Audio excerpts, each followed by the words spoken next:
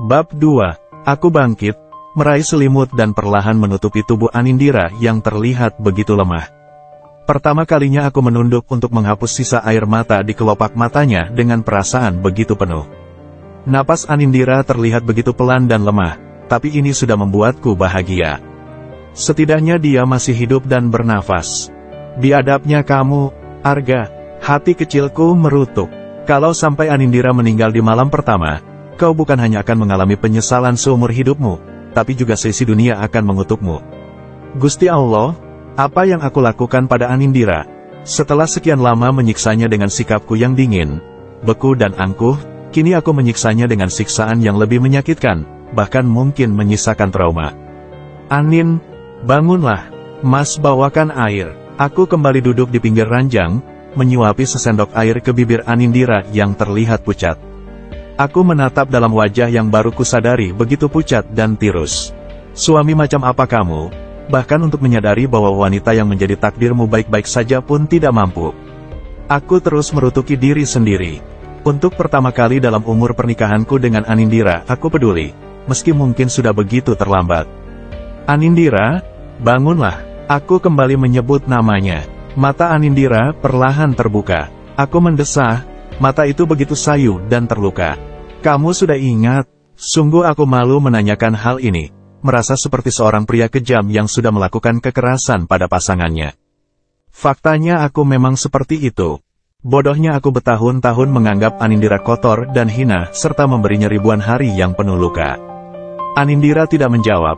Dia juga melengos saat tanganku mengulurkan segelas air ke hadapannya. Tinggalkan aku, perempuan jalang ini tidak layak diberi penghormatan, apalagi kasih sayang. Perempuan kotor ini hanya layak disakiti, dan aku sudah biasa mendapatkannya. Satu tetes air mata kembali meluncur dari sudut mata Anindira. Maafkan aku, Anin. Suaraku terbata. Anindira hanya tersenyum pahit. Tatapan dan wajahnya datar. Saat aku perlahan merapikan anak rambutnya, pelan dia menepis tanganku. Berdoalah, agar benih yang kau tanam di rahimku barusan tidak tumbuh. Kamu tidak ingin punya anak dari perempuan hina dan kotor ini, bukan? Lirih Anindira membuatku sekuat tenaga menggeleng, berharap Anindira merasakan rasa bersalahku. Sayangnya luka di hati Anindira sudah begitu dalam. Anindira mungkin tidak mencaciku, tapi air mata yang kembali mengalir begitu deras, sudah cukup mengatakan padaku kalau jiwa Anindira sudah lama hancur berkeping-keping. Wajah Laksamana memucat. Aku bahkan tidak menunggu pagi tiba untuk meneriakkan hal ini padanya. Dia harus tahu, kalau Anindira tidak sehina yang dia tuduhkan. Tidak mungkin, ujarnya tertahan. Apa perlu aku membawamu ke kamarku dan memperlihatkan bercak darah di ranjang pengantinku? Aku menatapnya tajam dan tersenyum kecut. Membawa Laksamana subuh-subuh ke kamarku untuk meyakinkan ucapanku. Yang benar saja, kalaupun dia mau, aku tidak akan membiarkannya masuk, karena di dalam sana ada Anindira yang baru kusadari begitu polos, suci dan lugu. Tak akan kubiarkan pria pengecut itu mendekatinya, meski kenyataannya aku juga seorang pengecut sejati. Tidak lucu bukan? Lebih tidak lucu lagi aku yang 3 tahun lamanya enggan dan tidak mau menyentuh Anindira.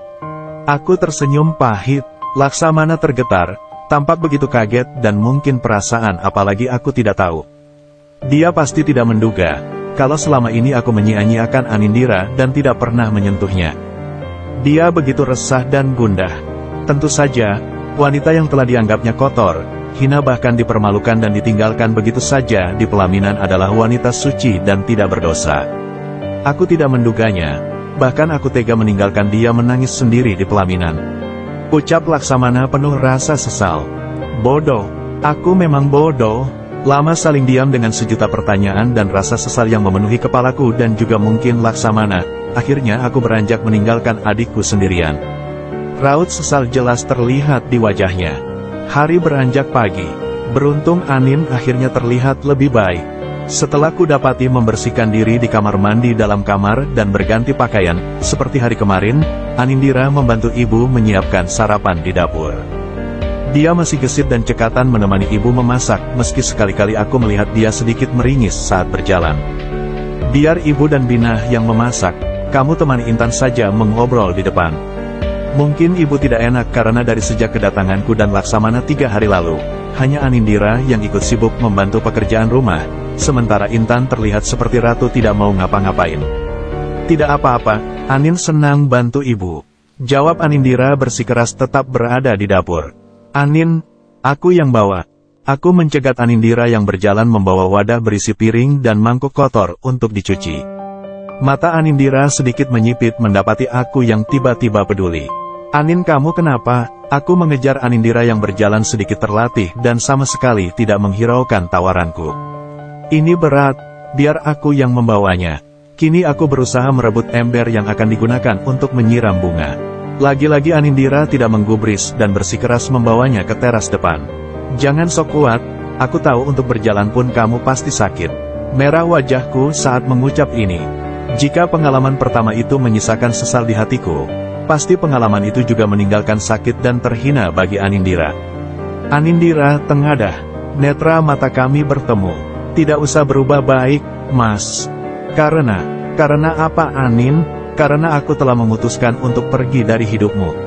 Wanita yang selalu kau sebut kotor ini tidak pantas untuk tetap bersamamu. Mata bening Anindira kembali berkaca, menyisakan rasa sepi dan sakit yang kini tiba-tiba mendera hatiku.